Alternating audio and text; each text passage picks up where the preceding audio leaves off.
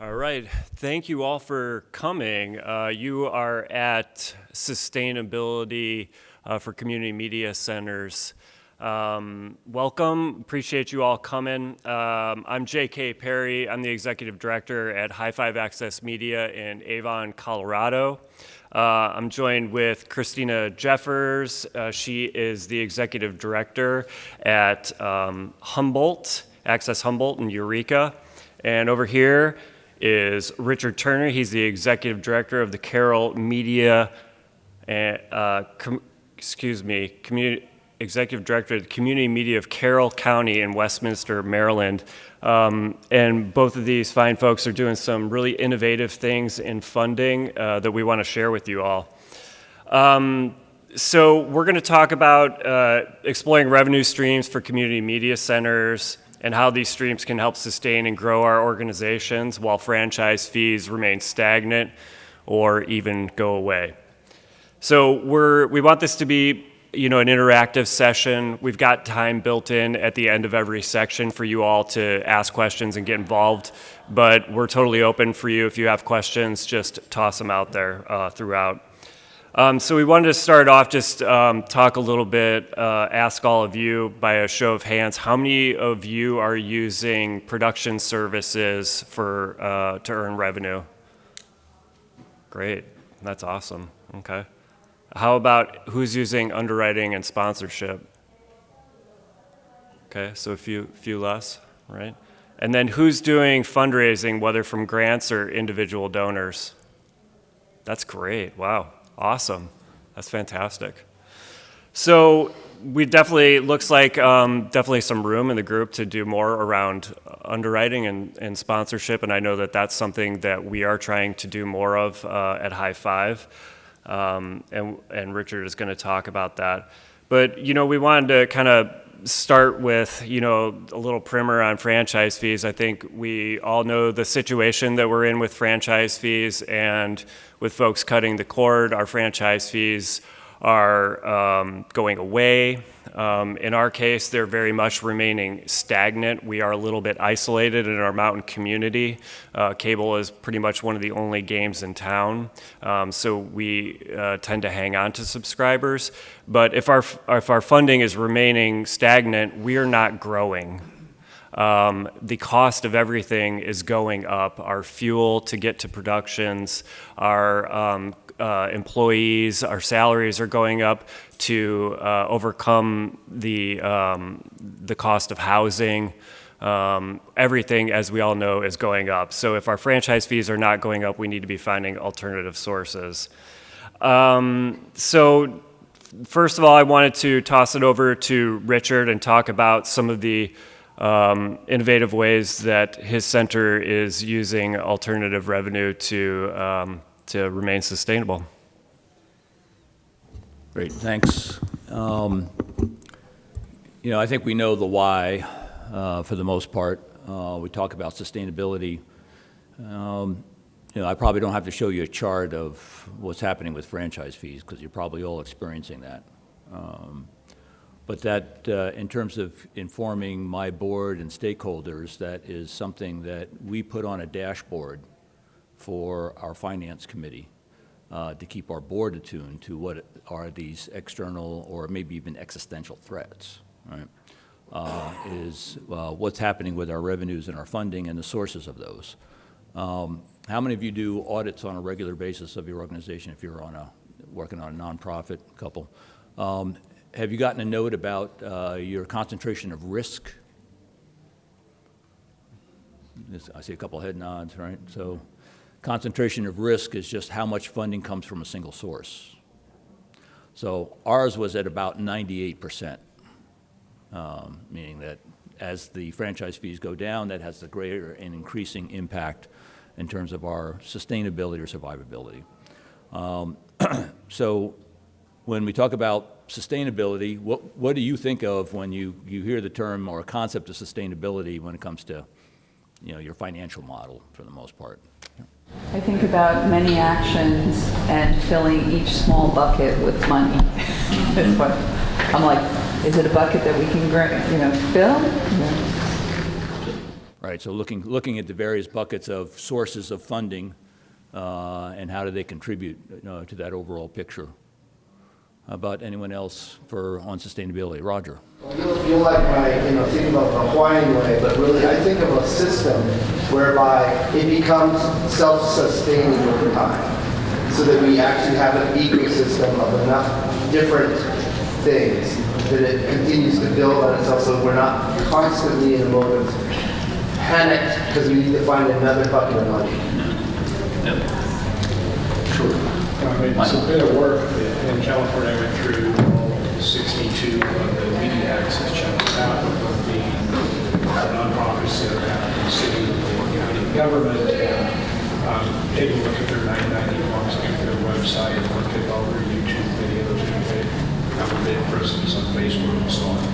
And look for best practices to see things we may not be doing for somebody earlier. I'm sorry, we can't hear. Sports.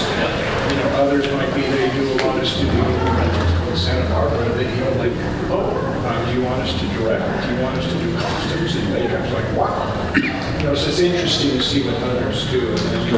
Michael's point was research, looking at adjacent or regional centers, what they were doing in terms of revenue by evaluating their 990, and then looking at their activities to determine what are the other opportunities that are out there, looking at whether a rental of facilities, production services, and in terms of those activities that could increase the level of revenue. And I think another thing that folks can be doing too is looking at the 990s of other nonprofits.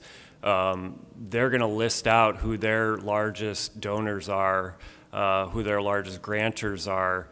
So if you're looking at other organizations that are similar, have similar missions, you can often find good sources for grants and donors there.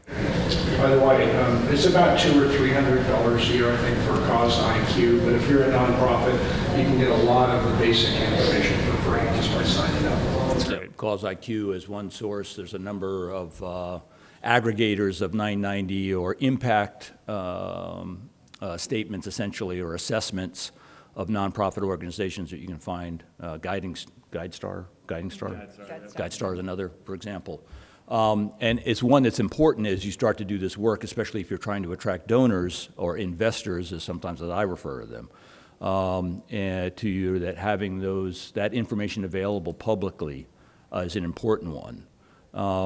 We view the 990 statement as part of our IRS filing as a very important way of communicating what we're doing and what our impact is in our community. Just a quick side note, maybe it's a different panel. We had everybody in our organization contribute. It was like a 3,000-word statement. Like, that really doesn't fit on an IRS form, nor would anybody likely read that. So I used AI to do a summarization of it and figured out how to tweak the prompt along with that statement to get it down to something under 500 words. And so that saved me a lot of time. But that's a different workshop.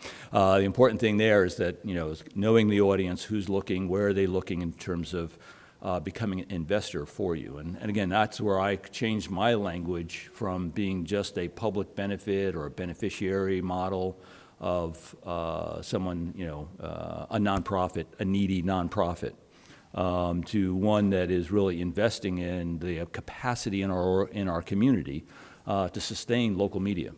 When we evaluated all of the potential lines that we could get into, like it was mentioned, that are mentioned in the description, we ended up landing on sponsorship as the first and foremost one because of the quick and rapid way in which you could bring cash into the organization. So sponsorship basically different from underwriting. Anyone have the sense that, oh yeah, sponsorship and underwriting is the same thing, isn't it? Thoughts about that? Are you using it in different ways for anyone who's using underwriting versus sponsorship? Yeah. We looked at our community and tried to find like the low-hanging fruit. What can we offer to attract, to draw people in? We have a very rich music, local musician, artist community in our area. So we started doing this thing we call CMAP sessions, and it's basically live 30 people in the studio, taped, Q&A. It's almost Tiny Desk meets Austin City Limits.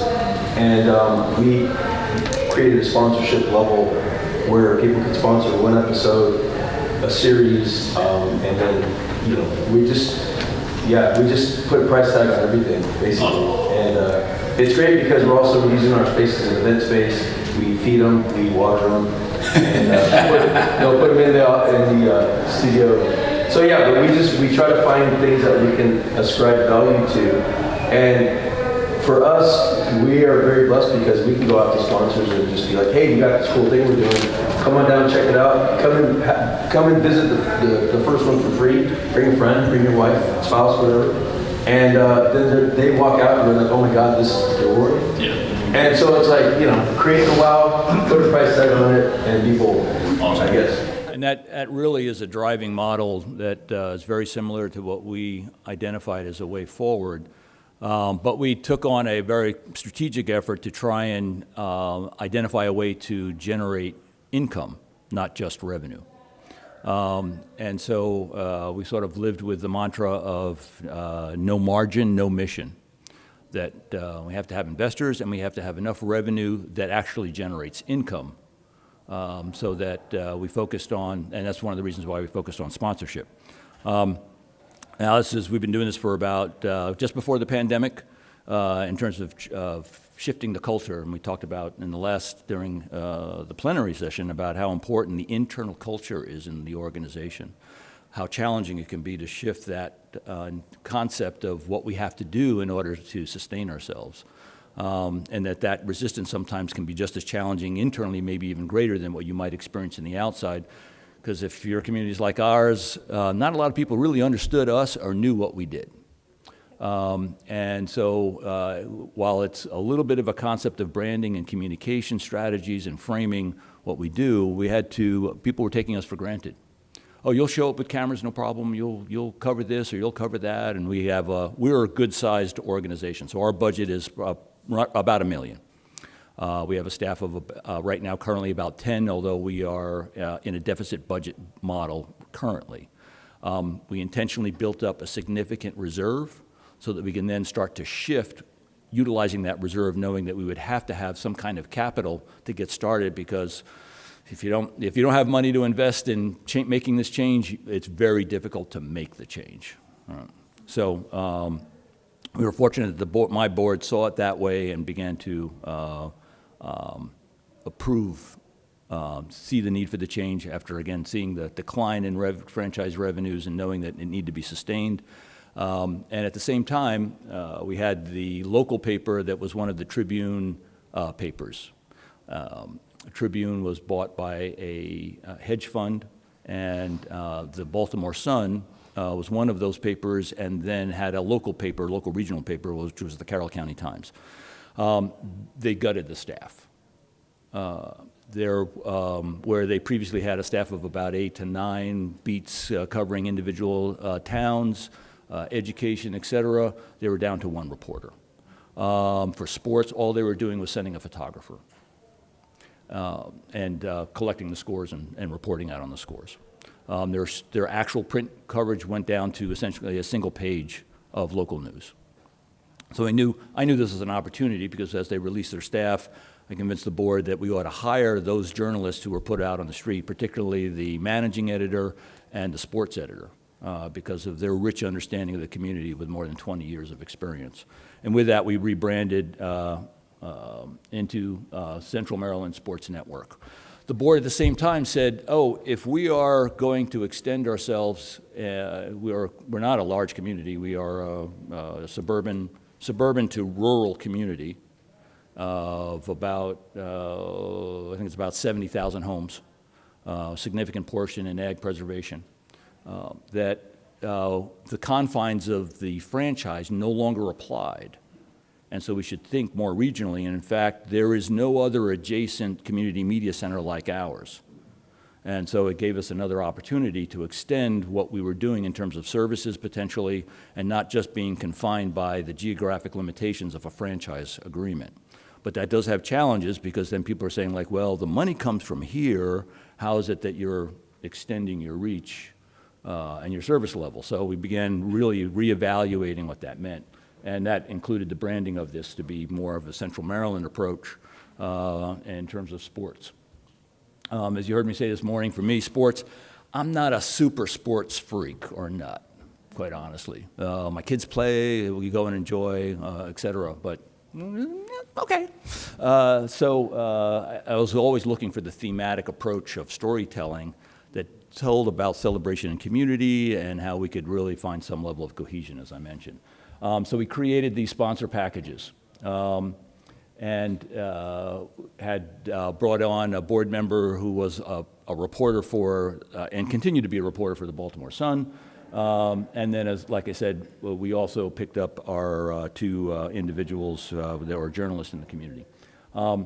So we defined packages. Those packages changed over time. We started at $1,000 for a title sponsor. We're now up to $5,000 for a title sponsor. Our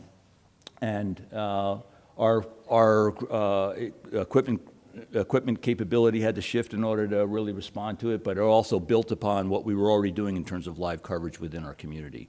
So it created a level of synergy. We didn't want to just do sports and have a sports department.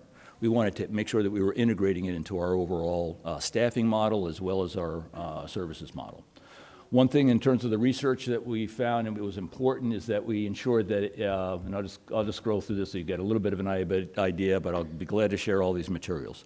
That we really had to develop our audience, because now we were shifting from just focused on speakers to actually focusing on the audience and understanding the balance between that, and not always being concerned about not ignoring our fundamental public access model that we heard in terms of servicing our community. But the number of local producers that were coming through our doors had gone from 200 probably about 10 years ago to today it's probably under 30. What we were hearing in our community is, we're not interested in learning cameras, picking up a camera coming down to you and figuring out how to use your studio. We need support and help in actually producing the content. And so our staffing model responded to that as well, and also integrating interns, volunteers to actually assist in others creating that capacity, or creating capacity building to ensure that that could happen. So anyway, we have all these packages. I tried to really segment anything I could to create a package. And then when looking at the IRS qualification for sponsorship, there are requirements to ensure that the sponsor recognitions comply with IRS guidelines. Now, how many of you are actually aware that there are very clear IRS guidelines on sponsorship? What a sponsor can do and how a sponsor can be recognized or not. Yeah, there's very clear language. If you Google IRS sponsorship, qualified sponsorship guidelines, you'll get the do's and don'ts. And so that gives a business the opportunity to also be philanthropic, but the reality is they are really looking to be a community partner where their brand is recognized, what they do in community and their investment in community is recognized. So one of the first ones you'll see pretty there is Genova's To Go was a pizza sub sandwich place.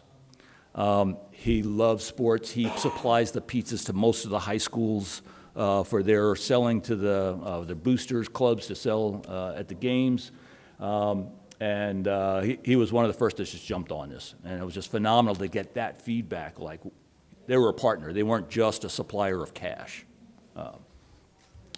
That grew over time, because once we had a good major, good sponsor, other people could buy in and move on. The community college was just starting up an athletics program. They didn't have sports.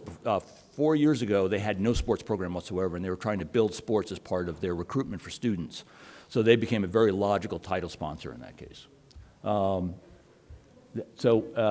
talk a little bit about Clip Zone. I don't want to get too deep into production. It's a whole different workshop. But essentially, we had to create differentiated product or programming in order to ensure that there was a spread of different kinds of programming available for sponsors to actually sponsor. So the more opportunities there were for sponsorship, the greater the revenue that we could potentially generate. There's a question back there. I'm curious, like, sports very competitive. high schools want to film their own Yes. stuff because they have NFHS money out of that. Yes. NFHS is a subscription outlet. Is this subscription or is this classic public access? Anyone can go on your website and find it. Yeah. So again, we were giving it away, right? And NFHS network. Everybody understand what NFHS network is? Okay. All right. Thank you for revealing it. You don't. The NFHS network, National Federation of High School Athletics, is the NFHS. They created a partnership with a couple of turnouts that wanted to start doing streaming. And the NFHS is a nonprofit, all the athletic administrators get together and on a state level are members at the national level. So that's the national organization, is the National Federation of High School Athletics. They cut a deal where they are 35% part owners of this for-profit NFHS network. And they were essentially doing like a franchising model. We'll give you equipment for 5 years, you give us a long-term contract, and then we will give your parents the opportunity to subscribe to this content, and we'll start doing revenue sharing after year 3 in our case. But we want the exclusive licensing for that content. We heard about it. There was a Board of Education. We're not a classic educational access channel, but we partner with our local schools. I was starting to get phone calls like, hey, are you watching this Board of Education meeting because they're proposing this NFHS network? That's going to be good for you because look, there'll be more content, blah, blah, blah. And then I got another phone call almost immediately following. Hey, are you watching the Board of Education that got this NFHS thing? That's going to be terrible for you. That's going to undermine what you're trying to do with streaming. Yeah, and that's really what the story was. It was a competitive model because they were asking for an exclusive right. And so we had to get a carve-out of that contract as they negotiated to allow us to do 5 live streams on a 2-week period so that we could essentially do a game of the week or some kind of coverage and still have that live without being locked out because of the NFHS network. Now, they still have the playoffs. So we knew that was an issue. Is this being live streamed? No, hopefully not. Recorded, okay, all right.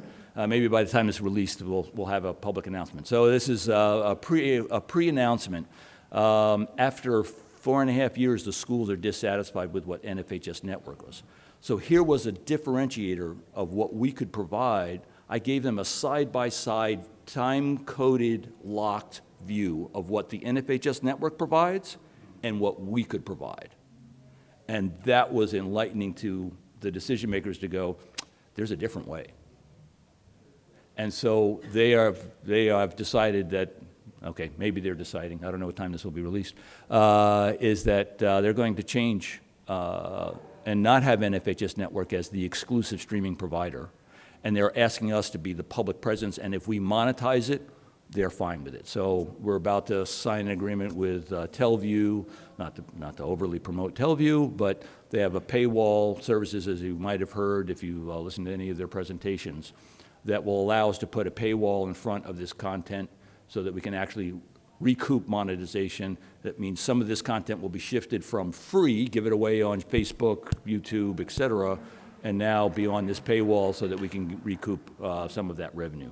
Now that means a whole shift. Now all of a sudden we have to be a customer service driven organization and the viewer counts, right? And again, we have to integrate this into our processes, into our culture.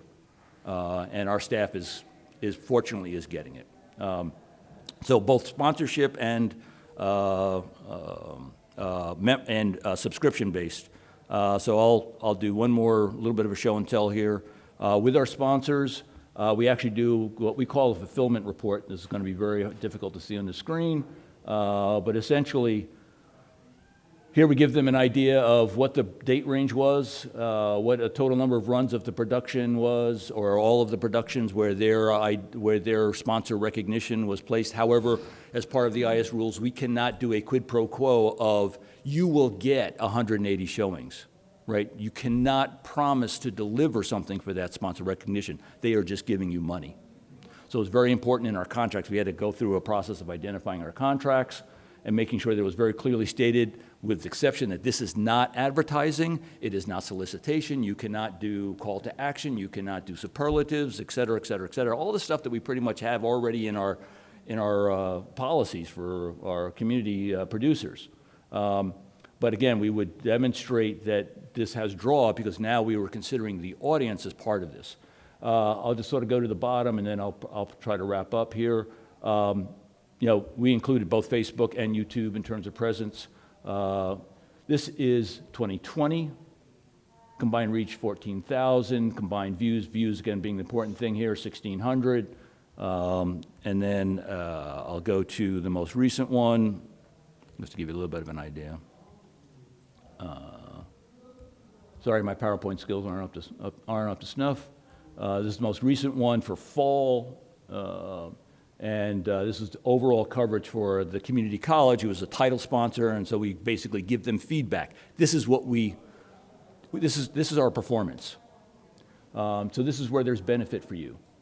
And so I'll go down a little bit here. Sorry, I'm going to go fast, but basically, this is the typical stuff you probably have on your report. First runs, repeats. Hold on, let's get to your question in just a sec. And then we did a breakout of YouTube combined, and so you can see the growth in audience that's occurred. Now, this doesn't include Instagram. Instagram just blew up because it's mostly the kids who are on Instagram. We started last fall on Instagram at 0. We just passed 2,500 followers in the last, I think it was 2 or 3 weeks, and our reach is routinely in the thousands. Wrestling, for whatever reason, is just big. It's bigger than football in our community. They have an intensive community around wrestling. And I'm convinced co-ed, I'm convinced in about 10 years we'll be thinking like, we really did that? And I was about just like, okay, all right, it's a big community. But our reach is about 7,000 in views for wrestling. Yes?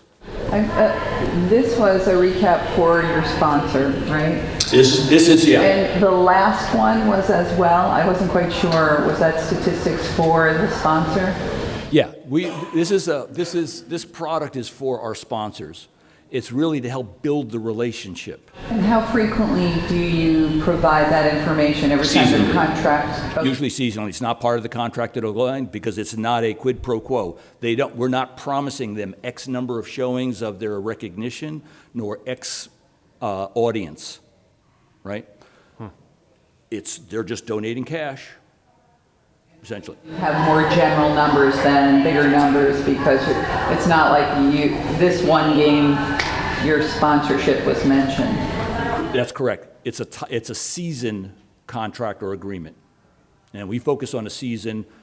Here's what sports we'll cover.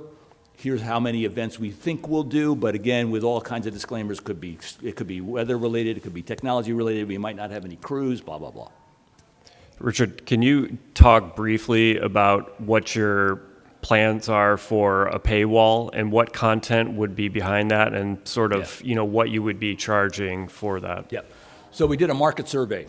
You heard this, it's kind of like a needs assessment survey, although it was specifically asking, in addition to awareness about us, and we were pleased to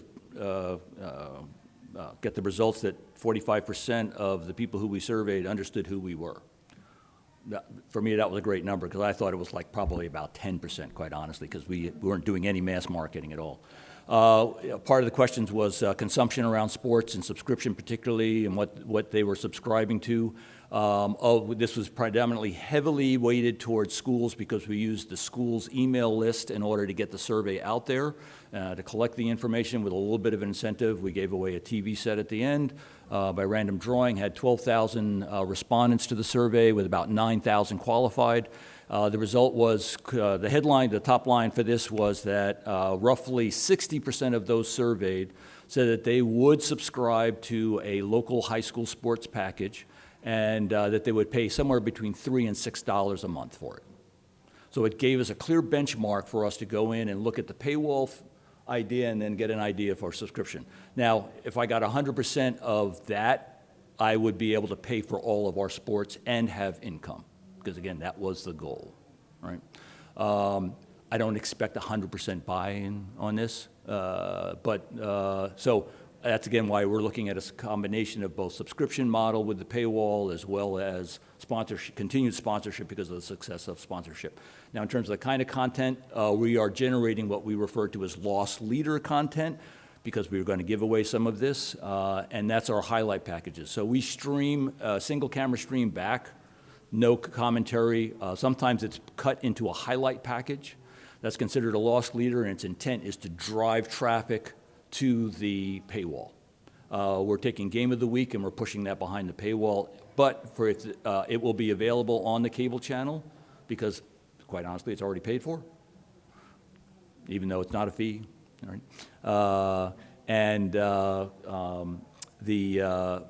Again, the shift that's happening over to streaming in terms of the streaming model is where we're looking to recover revenue. Great.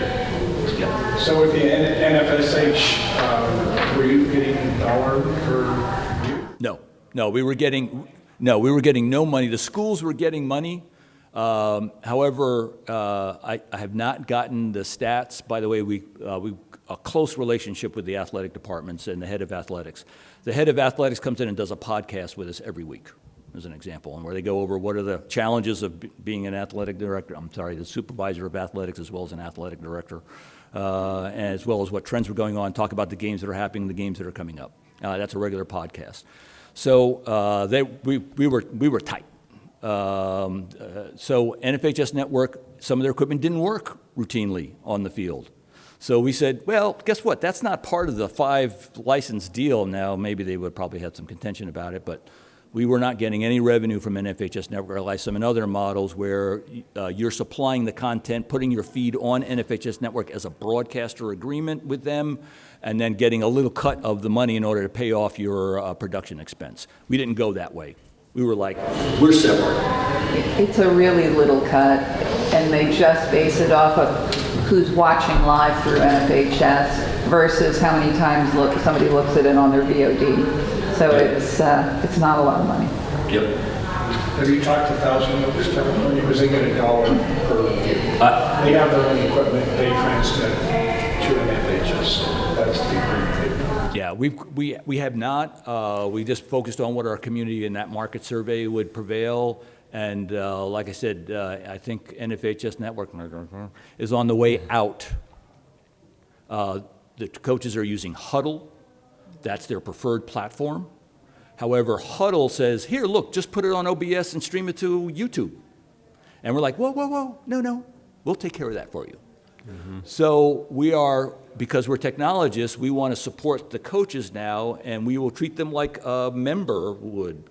And we will help them with their production, setup, consultation, technical. I will pay for the installation of the Huddle cameras to make sure that that camera is there and available to us, those streams are to us. And now we're trying to create a very robust streaming environment so all of that content comes back and feeds the editorial side of our sports department. They're not really a department. Our sports producers, so that they have access to all that content so they can cut highlight packages, reels, and now we just launched a new website, metadata heavy, so that we can tag and build very customized playlists of our content. And further on the question, like, what else do we do with the content? We envision that we'll probably we will make it free after some period of time. So it'll be behind the paywall for a period of time and then make it publicly available for someone who wants to build a reel for their recruiter or whatever else. That's great. Just want to move on to Christina so she can talk a little bit about alternative finance, alternative fundraising as we switch over computers here.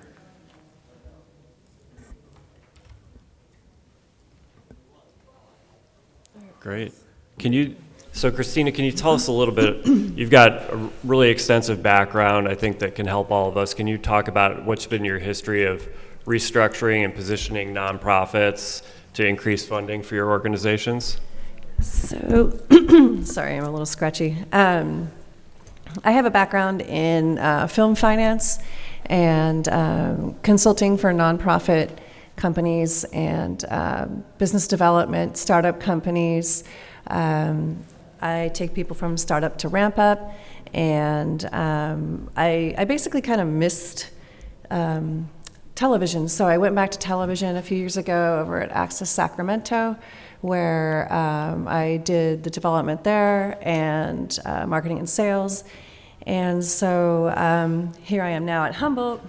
And obviously in this environment, there's a lot to consider. So first of all, nonprofit does not mean non-revenue. I can't even tell you how many times in my nonprofit consulting, they'll say, but Christina, we're a nonprofit, we're not supposed to make a profit. And it's like, well, yeah, no, you don't make a profit, you make a revenue. And you don't inure your board members like you would shareholders. That's the difference. So you want revenue, and if that's maybe because you sold a T-shirt and you profited from that, that's revenue, right? So we'll talk about mission revenue and non-mission revenue in a second. But there are many ways to add non-traditional stuff, and let's get into it. How many, by show of hands, have interest-bearing accounts for their reserves? Great. How many of you actually invest those reserves? Great. And how many have e-commerce or affiliate marketing embedded in your websites? Any bloggers that you monetize within your websites? Okay. So one of the things that you could really get into as a media center is getting into the kind of influencer field of blogging about what you do. And in those blogs, you can create affiliate links, and every time a reader clicks on those links, you get paid. Now, I'm not talking about making makeup tutorials and selling makeup. We're community media centers. So the lowest bar of entry in our blogs for us is, hey, we just got the Canon EOS, check this out. Here's some things that it does. You can watch these 10 tutorials that are very specific on, from your f-stops to, whatever you want to choose in these small tutorials. And in those tutorials, you can embed advertising, affiliate links, just all sorts of stuff, really. You can go pretty haywire. So I want to make sure that that doesn't become all-consuming for you. Can I ask you a question? You said that when you click on... I can't hear you, Donna. I'm sorry. It's so loud over there. I know. It's not nice over here. If I click on if I'm reading the blog and I click on the affiliate link, do I have to purchase the product before you get any revenue from it? It depends on the agreement you have. Okay, with whatever, like with Amazon or with Sony or whoever. Right. It depends on the agreement you have individually. So we'll get a little bit into that. One thing that I just did for our roller derby is I secured a national brand of roller skates. And they said, great, every time someone's referred from your website, we're going to give you a fixed amount of money. And it's just the evidence of they went from the website to the brand to look at the skates. They didn't have to purchase. Other influencer deals can come with purchase. Like with Amazon, you can become an Amazon affiliate. They give you an ID, and everything that you refer over, the ID counts every purchase. And so you're not going to make $1 million overnight. This is a lot of time-consuming website building. I suggest hiring a 20-something who's like really about websites and blogging and loves TikTok and influencing, and just see what they can do. You might make $20 or $30 a month the first year, but years 3 and 4, you're making $1,000 a month. So it's a very slowly built process. May I add something? Sure. So with Amazon, as a for instance, affiliates, a lot of people use that, and they may pay 1% to 2%, depending on what the product is. So on one of my own channels, I teach the card game of bridge. I have all these thousands of books, $10, you get 10 cents, big deal.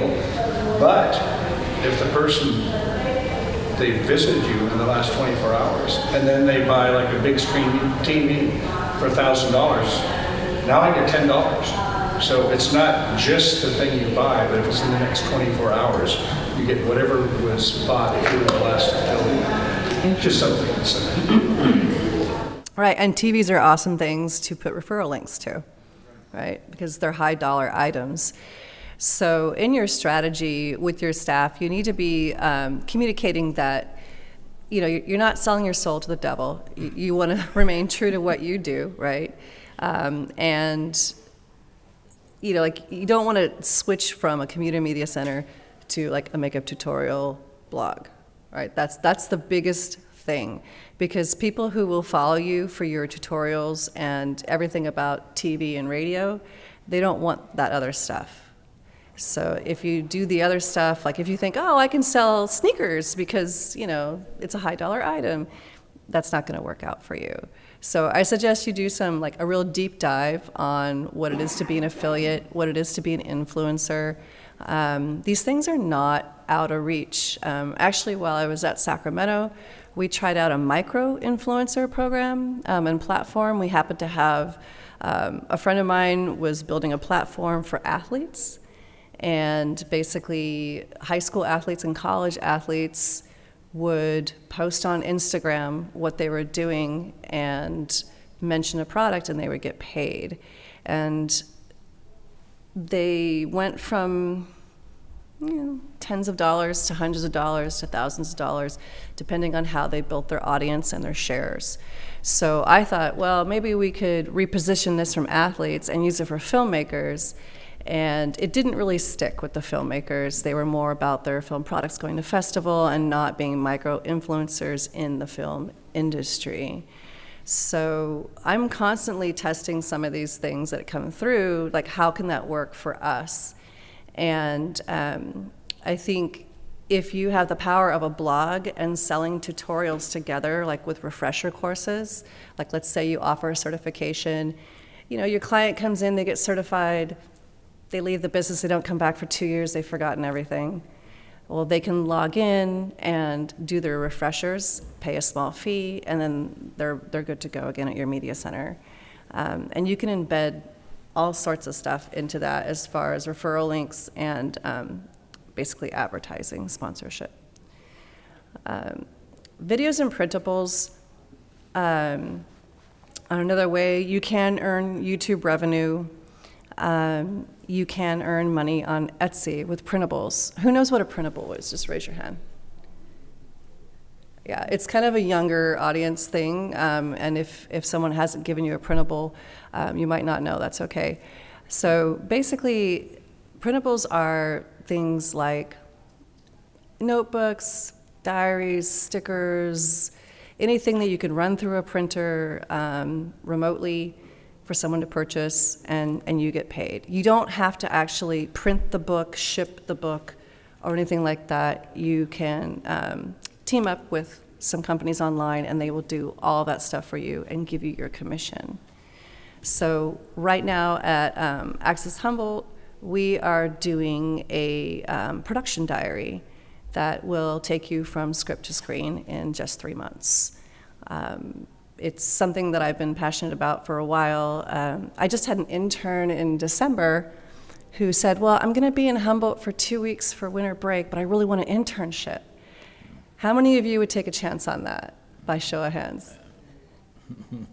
That's actually pretty good, because I'm always hearing from EDs, like, I'm not gonna take an intern, because by the time I get them trained up, they leave, right? Yeah. So for 2 weeks, it's like, what are you gonna do with an intern for 2 weeks? Well, my interns don't get coffee, they do things. So basically I took her from script to screen in 2 weeks. She created a short film about her existential dread of going to college during COVID and having to move away from Humboldt all the way out to Dartmouth. And she's already won a film festival award with it. So, you know, I was like, wow, that was just a few mentor sessions, and I told her a few, you know, folksy stories and made sure that she hit her deadlines. And I was like, I could put this into a printable. Here's how you do this. Day 1, boom. Day 2, boom. Day 3, boom. And so I'm experimenting with that right now. We already talked about some of these things. I did put down with media influencing TikTok and RedNote because they do generate revenue, and there are a lot of creators out there that are like stay-at-home moms, or maybe somebody's just a side hustle on the weekend, and they went from making, again, $20 here, $40 there, to making thousands a month just by regularly posting on TikTok. RedNote also offers it. I'm not going to recommend doing international commerce because there's so much controversy around TikTok and RedNote right now, but they also offer a revenue stream. So, which would be, it's easy for us because we're media makers. You can just cut TikToks from your media. Which brings us to the mission versus non-mission. How many of us really understand mission versus non-mission, by show of hands? Okay. Every nonprofit I have consulted for, they fudge a little. They try to slide mission, right? And, hey, kudos to you. A lot of people paint themselves in a corner with their mission statement, though. If you say, like, our mission is to treat cancer survivors with we give them a summer camp for 6 weeks and give them a sense of feeling like a normal family again, you can't say that you are now going to feed the homeless or something. You know what I'm saying? Like, if you have a broader mission statement like local voices through community media, we don't really, that's nebulous, right? We really don't know what that is. So if you're promoting a local voice through community media, that could be, well, we offer a office space to an artisan. We provide classes, the tools, the broadcast to locals. So take a look at your mission statement individually and think, how did I paint myself in a corner by listing all the specific things we do? And how do I make that a broader mission statement to allow for alt revenue? And it's okay, like, you have a film festival, you sold film festival t-shirts. Well, that's non-mission revenue, right? That's something totally different. That's okay. Pay your taxes on the t-shirts. And, oh gosh, I had a really great example of number 2, and it just flew out of my head. If you don't know what unrelated business income is, read the publication 598. It's very explicit, and it'll give you a very firm understanding of what you can and cannot get away with. And then, of course, if you have too much non-mission revenue, the IRS will be like, hey, maybe you're a for-profit instead. So watch your ratios on that. There is a nonprofit in Tahoe that I consulted for that their investment revenue actually got too big.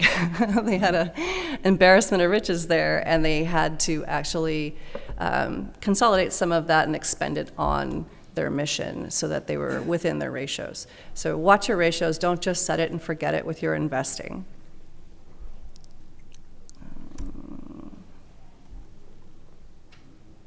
And that includes, I think residuals are an interesting place to watch too. So just really watch your residuals. They do grow over time. They do snowball. And I think, all of this stuff should fill the gaps. It should not be, there's no like, this is the solution, go after this, right? As we see our revenues decline from cable, you're going to see, if you're building things correctly, your other revenues rise. So it'll kind of like, do this, and then maybe you'll hit a plateau, if you're lucky. These kind of things take 3 years to build. So there's no like overnight get rich quick thing.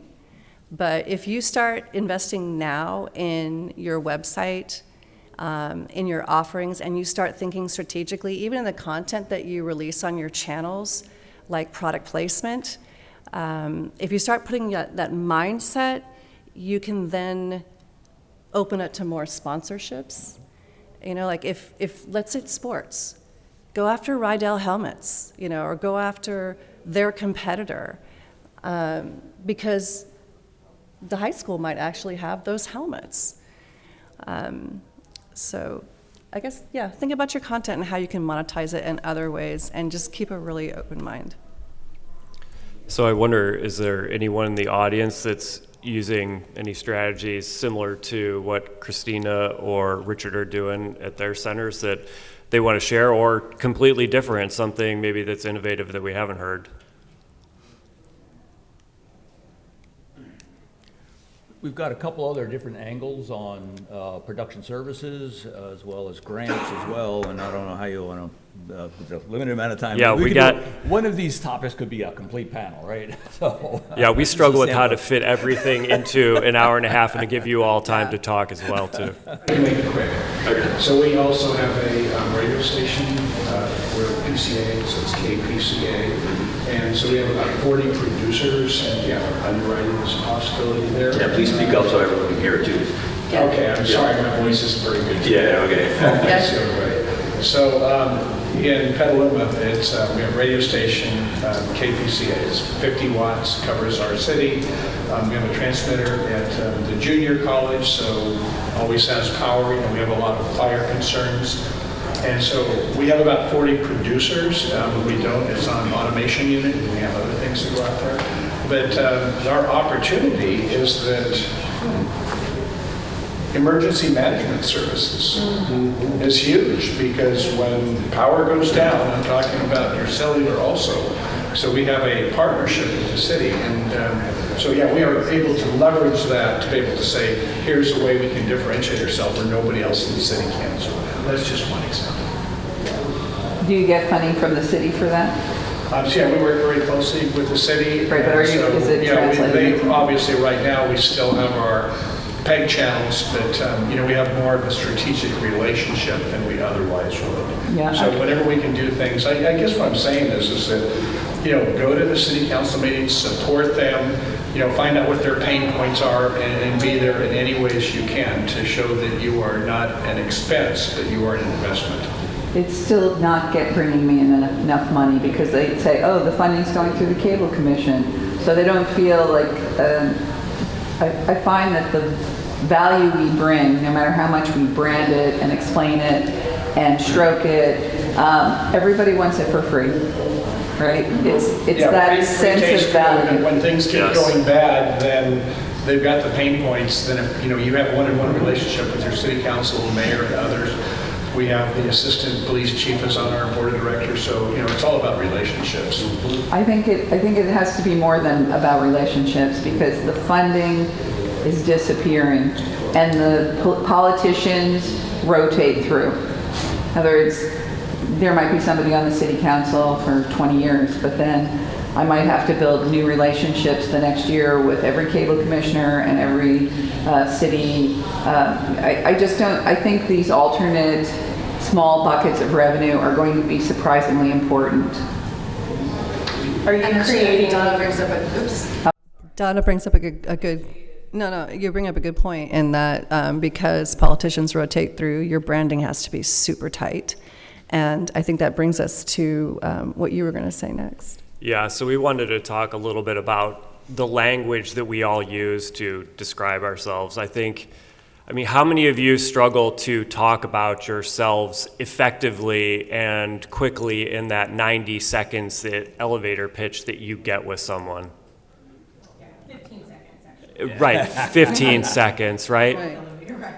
Yeah. I've been doing it for 20 years. I still struggle with it. My staff struggles with it, and they ask me, how can we better use language? So I think that part of it is translating our traditional PEG language into the everyday language of, grantors, potential donors, people out in our community. So in that way, one of the things that I like to do is when I'm talking in the community, I like to try to do a little bit of psychology and think about the person who I'm talking to and what it is that they may be interested in and try to pull little bits and pieces from what we do and talk about that rather than trying to get the whole thing out in 15 seconds. So Stop fire hosing people. yes, exactly. And when you sit there and talk to them and you start to see the eyes glaze over, that's the point where you've lost them. So the goal is to talk to them with something that they're interested in. So they say to you, tell me more. And then at that point, then you can start in on the details and talk a little bit more in depth. I think Christina does a really good job of sort of taking some of the language of PEG and translating it into everyday language. We've got things that people understand like STEM and STEAM. And so when we're looking for grants, STEM, STEAM, workforce development, this is the language that we need to be using. And it's not just with grantors, it's also with individuals. It's also in your underwriting. You can be using this same language. So Christina, if you would, I'd just love some of the phrases that you've come up with. If you could just talk a little bit about that. Just spew a few phrases. Yeah, just spew a few phrases. So lately, I went from a public station to the full public education and government, and I really, had to reflect on how I speak about things on the whole. Community media centers are the cornerstone of democracy. We are keeping government transparent. We are providing educational content in rural areas where people may not have access to education.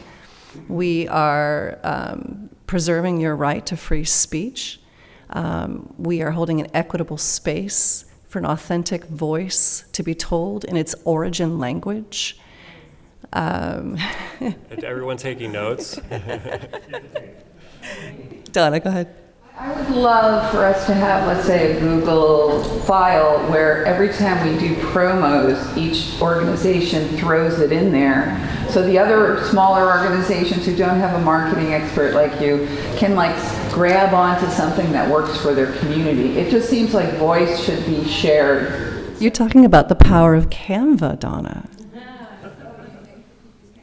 Yeah, Canva. No, so it's as a Canva designer, I do have the potential to make revenue when I share my designs through Canva, but I'm not going to charge you all for my designs. But I'm just kind of giving you a hint at if you have some of those people that love Canva in your organizations, they can draw revenue from your Canva account as a Canva designer. So you can also have Canva groups, Canva teams. Every nonprofit in this room should have Canva teams for free. It is the easiest grant in the universe. You just say, "Mother, may I?" and they say, "Okay." And with Canva teams, we can all share designs to each other. I just have to have your email and stick it in my team. So it does get more expensive with giant teams. If we have 50 stations together, that would be a little crazy. But we can do the Google Box or Dropbox or whatever you'd like to do. Everyone's always searching. You did this great series for us. We have Big Day of Giving, and so we do a 6-touch campaign that Christina recommended. And so it's basically a constant contact sort of email with different, crafted different topics, right? It's a very specific system that the foundation at Big Day of Giving came up with. It's actually an 8-touch campaign. It starts with thanking the people for still looking at your emails. That's just one email, basically. The next one is what's important to you? How are we doing things great for you? It gets into how are we essential? I think it's not even until 6, 7, and 8 that you actually start asking for money. And by then, it's over the course of 6 to 8 weeks, and it leads up to the Big Day of Giving. And there's that regional branding on billboards that are drawing people to donate on that one big day. By the time you get that day, they're like, "Oh yeah, I've read so many awesome things about my wonderful community media center. Of course I'm going to donate. Like, they're essential. We have to have them. They're defending democracy. You know? So, yeah, I really love the long campaigns. You had a question? Do you have a question? Yeah, I wanted to get your thoughts on local private-public partnerships. I know you talked about the challenges when a private group came in and manipulated to get Andrew. I'm talking about more where you have hyper-local, same interest. What are some of the advantages and challenges to build those private-public partnerships? So if you're talking about like an official PPP with the city, actually, Brian, did you pursue that with your center? I think we talked about it a couple years ago about doing a PPP. What's a PPP? A public-private partnership. Oh, okay. Yeah. No, not quite in those terms. Do you have to get approval from the city to go into relationships with a private organization? Is that what why you have to use it with the city? You're not getting approval from the city, you're partnering with the city. Now I'm referring to partnering with a private organization. So for me, I'm with the Sacramento Observer. We're trying to develop partnerships with community media centers across Northern California. We're at the beginning of this, so we're trying to understand what are the challenges, what are the ramifications. We heard about a lot of advantages, but what's some of the challenges from, some of the funding, how funding can be shared, the terms you use, just what would be the challenge for an organization to want to, say, partner with a for-profit media group? So when I look at partnerships, whether it's with the city, a private corporation, or another nonprofit, it's about crafting the deal so that you're all getting something and leveraging each other's assets, which kind of brings us into the partnerships for grants. If you're applying for a grant by yourself, you're not going to get the grant these days. All grantors are looking for partnerships. They're looking to see if you've gone after for-profit money. They're looking at is your organization large enough to handle that type of grant? Like if your annual budget is $500K and you apply for $9 million, do you think you're going to get that grant? You need to demonstrate that you can handle that kind of money. And if you can't handle that kind of money, you better have a partner who can handle that kind of money. So one thing that we're working on right now with College of the Redwoods is I've had the amazing fortune to have an abandoned theater on my campus right next door to my building and a lecture hall that are both now kind of defunct because it's on a fault line. That big 7.0 quake we had was awesome. And so the kids on the campus cannot go in like our building, the theater, and the lecture hall they can't be required to go in there for college credit. So that's how we got our building. And so I'm working on a PPP with the college to revitalize that asset. There's a hole in the roof. It's been raining in there all winter. It's terrible. And I'm working with a local person of means, I'll just say, who can fund the 50% of a $9 million ask to convert that theater into a live studio with a studio audience. And yes, and that huge insurance of being on a fault line in Humboldt. What's in return for the private investment, though? What's giving it? So for a private investor who is going to build something like this, it's about that giant donation and naming rights. A tax write-off or Yeah, it's offsetting taxes. It's also, in this particular instance, it could serve as a healing for the community. This particular person owns quite a bit of Native American artifacts and art, And I'm trying to see if I can't use, there's these huge glass display cases all in the theater lobby and around it. I'm hoping to return those artifacts to native land. We are on native land. And make that publicly available for all to enjoy again.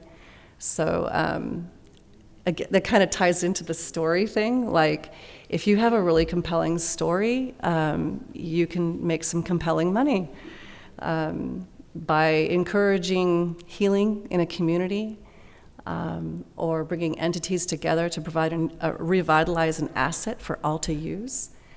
That's a pretty compelling story.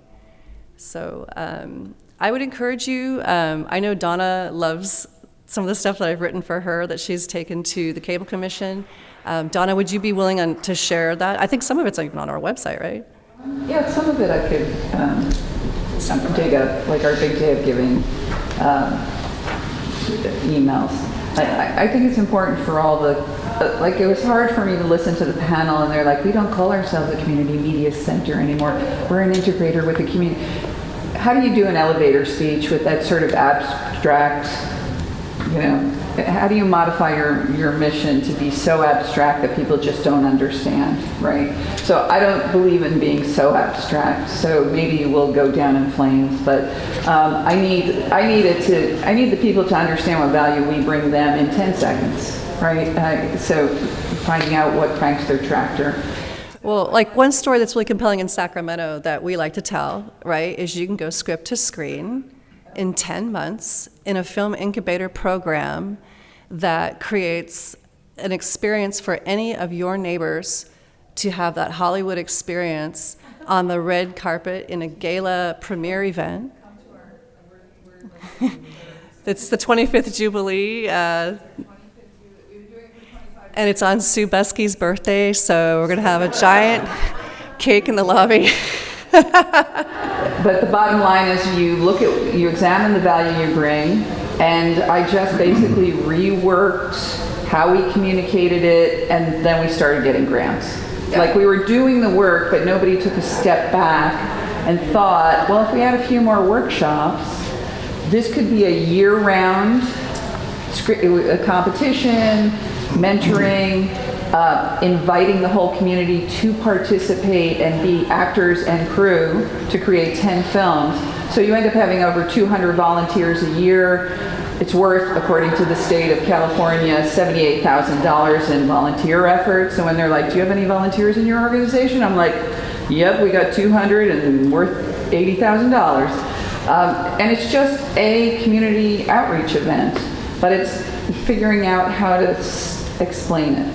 Right. I think, you have to distill that language, but at the same time, one of the things that I like to do is have an impact story of someone who was directly impacted by your program, right?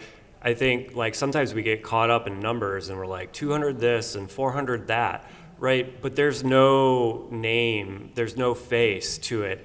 And so, like, one of the stories that I like to tell is, a young man that we met at a theater production, and he got involved with us from there. And he had talked about how, I don't ever see any opportunities for me in the future. My mom is a single mom. We are poor.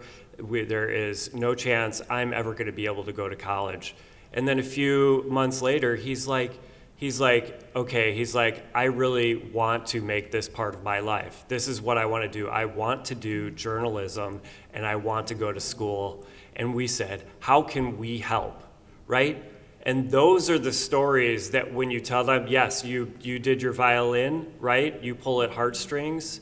And those are the stories that help you when you are talking to people. And you can, whether it's an individual or a grantor, like, have that written down, have that ready to go. We usually try to link every story back to what kind of economic impact is it going to have on the health of the community, right? So we have middle schoolers who started in our PCS Film Festival as an actor, and then they come to Historic Crest Theater and do the red carpet and watch the awards, and they're like, I want to be an actor. And then as an adult, they're like, hey, I started my career in your grassroots program. So we always get testimonials. We always ask for them to share with how many international film festivals they've been in, and we drag the filmmakers back into our studio to just talk to us about their, screw-ups in the production and what they learned. And we don't always use that stuff. Right. We want to pull it out once in a while. We don't want to every year regurgitate each person's impact. And I try to collect testimonials for pretty much every program or facet of what we do, and have someone who has interacted with us in that way, and then just have it there ready to go, for when you need it, for that person who you're using that psychology, trying to figure out what they're interested in, and then you oh yeah, there was this person who gave us this testimonial, and this is their story of how we impacted them, and just have that ready to go. I think, sorry, yeah. I'm trying to move this forward a little bit. I think one way to really learn some of this language is to sit on a grant panel. How many, by show of hands, have been on grant panels where you grant other organizations? So that really is the best way to get your foot in the door with the language and see where grantors, what all the buzzwords are right now. Yes. With our change in politics, there are some new nixing of certain buzzwords, right? I just watched a TED Talk on why you really shouldn't say the word diversity anymore, because it's not diversity that's a problem, it's equity that's the problem. So how do we integrate more equity into our strategies? And I think also if you focus on your own backyard first in your partnerships, I think that's really key. If you're a small organization, even if you're a bigger organization, if you're based in California, maybe don't go after, some company in New York.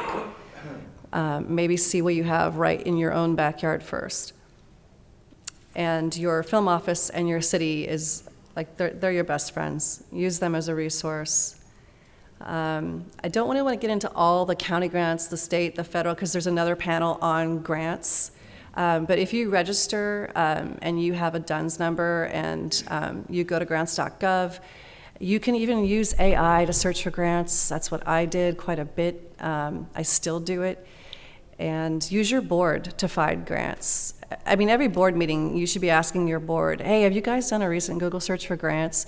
Because everybody searches Google differently. We all have different sourcing capabilities. And, while I think I'm pretty darn good at it, I still have, my board members are oh, hey, did you see this? The Press Forward grant that just came forward. I didn't even know about Press Forward until a couple of months ago. And I was just whoa, mind blown. There's this whole new world. So, Yeah, and I would just add to that, one successful strategy for us is that we had a relationship with our state's attorney's office, which has a pretty interesting approach with dealing with opioid overdose and substance use disorder, where they have an educator and intervener. So we partner with them pretty routinely for production services, AV services. But when we talked with the county, and they have someone who searches for grants for county organizations, they were able actually to find a grant for them. They are the lead organization, and then we are a contractor to them to do production services. And so if the grant is successful, we'll have about $64,000 coming in for production of a storytelling about substance use disorder and the various aspects and impacts on our community. So. Also, I wrote a lot of letters as a media partner for other people's grants. So they'll create a show, they'll hire us to produce the show, and then we air it. And so the grantor wants to know that you're partnering, right, with somebody. So it's just as simple as a letter. And if they get the grant, cool, they get money, and if they don't, it's just a letter. All right, so we're going to move on. We're moving. Sorry, there was a question? Well, I was just going to say, as we were talking about film creation competitions, which are pretty interesting, and I'm, as a resident of Sacramento, I've been around since a place called Sacramento started. It was not a gala to begin with, folks. You gotta have patience and let these grow. It has been truly become a gala. They sell out the Crest Theater, almost 1,000 seats. It is an amazing party.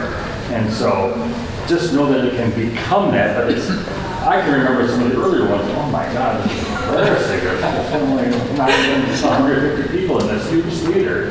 And oh my God, the quality of the stuff coming out of there now, it blew away in my mind the Oscar short nominees, because I went to our other classic theater, the Tower Theater, to see all the shorts one year. And like, both Sue and I were saying, what the heck's going on? This is a disconnect. The local stuff is so much more poignant and powerful and whatever. So anyway, patience is incredible as you let these things develop, and look at the examples with other folks. Again, 25 years now this year, and now it is a big event in the community that people want to flock to see. They sell out the Crest Theater. They're going to go into the Golden One or something like that. I actually just had to cut the portion of our presentation about doing live events as alt revenue, but Donna is going to be speaking about PCS in her session, so make sure you check it out because she has a lot to say about that, and it's really good stuff. And I'm sharing all the documents I use so that you don't have to reinvent anything. And that's the most important thing. So I'm going to try to go real quick, but I wanted to sort of come at this experience as being sort of a newbie in the fundraising world, someone who does not have experience, who works at a small community media center, and can show that for a small center with a small staff that you can be successful in fundraising. But the main point is that it's time to get started right now. It's time to build. You can start small, but every little bit that you do now will pay dividends in the future. You may not see it for another 3 years, but it will help. So our board a while back said, hey, we see the problem that's happening with franchise fees, and we're 80% of our budget is franchise fees, and we cannot be reliant on that forever. So we decided to come up with a plan to start raising funds, and it had a lot of struggles getting started. Some board members were all for it, others were not. I kind of took the impetus and started, getting a little bit educated on fundraising and what it entails.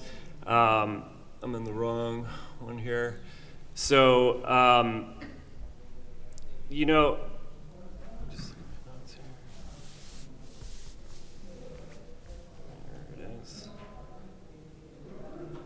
So, I think it's really easy to get for a small organization to kind of stall out on this. We're limited in the amount of time that we all have when we're trying to fulfill the rest of our missions.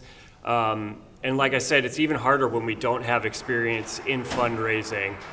Now, I don't know, who else in here is an introvert? Yes. I was originally a journalist because it was an excuse for me to pick up the phone and call someone and ask them questions, okay? So this whole fundraising thing, I'm like, whoa, this is a lot. I have to ask people for money. But a mentor of mine, he said, listen, this is not your expertise. If you do not go out and acquire that expertise in some way, you are not going to be successful. Listen, we all go to school for video, for journalism. That's what we do. We know how to reach out to the community.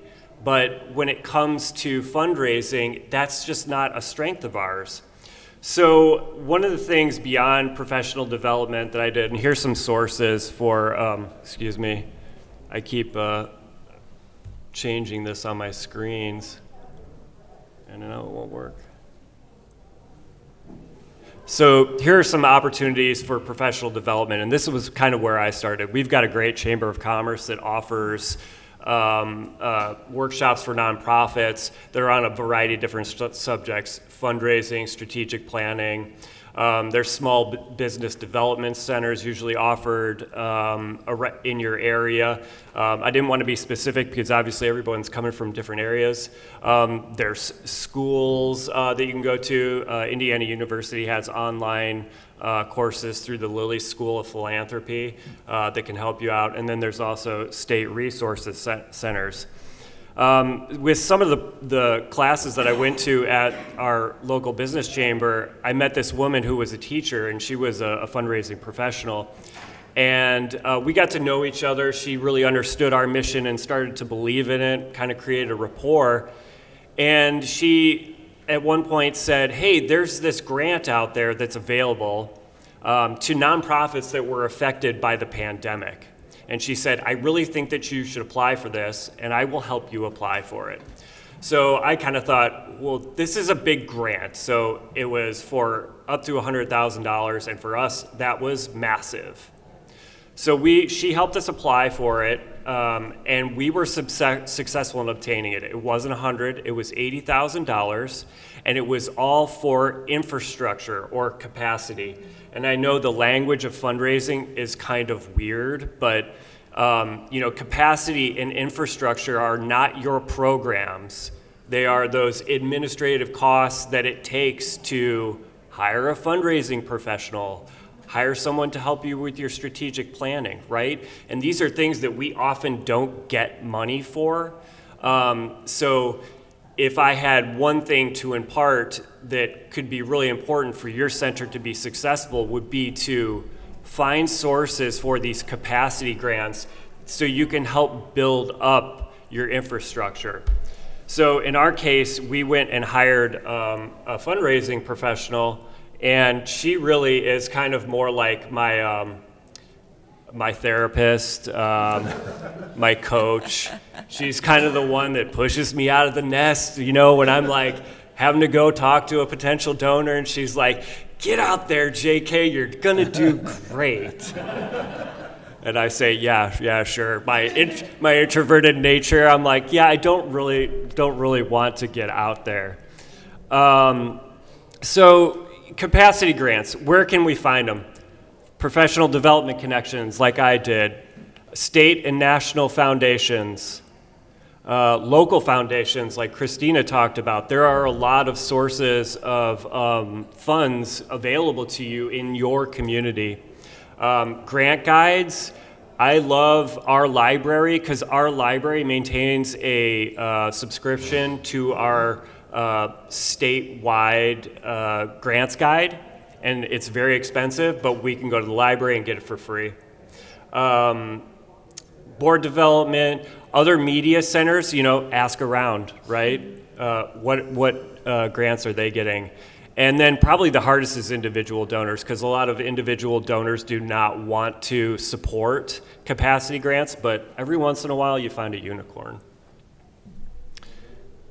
So, I want to talk a little bit. First, I'll also say who has a problem like going to a person and being like, hey, will you donate to my organization? Is that making the ask, as they call it?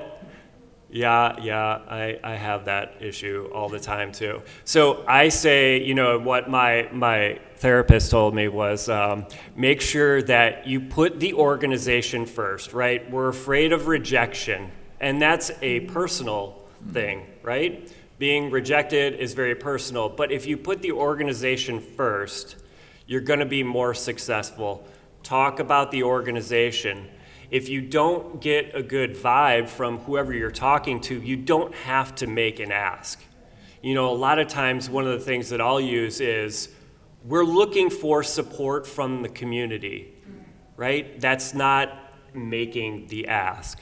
So those are some of the ways that I will kind of deal with that. Can I just add one Yes. thing to that? So something that I did with Access Sacramento was I asked all of the employees to write a paragraph of why they love working at Access Sacramento. And then I That's took a great. photo of them, and on Big Day of Giving, I created a team for crowdfunding, team fundraising, and I put the profiles together. And then, and like, especially one of our employees, Carlos, he's like, no, I don't ask for money, I don't do that. And I'm like, you don't have to. Just tell me why you like to work here. Right. And he was like, okay, but do I have to share it on my Facebook? And I'm like, no, just give me the paragraph. And so I got the paragraph, and I shared it on Facebook for him, and I bragged on him. And I was like, this is Carlos. He works at our organization. He is so awesome, and he's so humble. Like, he doesn't even know how celebrated he is. So, like, for Big Day of Giving, can you guys, if you ever were influenced by his teachings or you got equipment from him or something, if you could just, like, put a tip in the tip jar for him. His campaign sold out, like, it was pretty fast. It was before noon. And so we did a stretch goal on Carlos's. And then I texted him, and I was like, dude, you're blowing it up for the organization. You've raised this much money. And he's like, I didn't even ask for anything.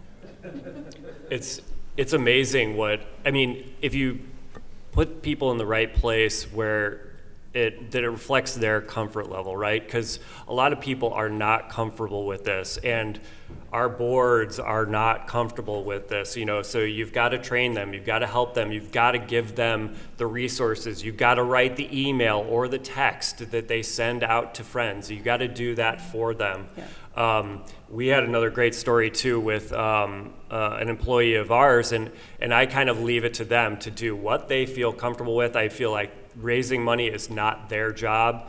Talking about the organization is their job, but Jonathan, who I'm sure you've all seen roaming around here, he was like, well, what can I do? And I was like, well, you could just send a text to friends or something. He's like, okay. So he started texting a few friends, and he said, hey, instead of the next time you see me buying me a beer, will you just, make a small donation to High Five Access Media? And he started doing it, and the donations started rolling in.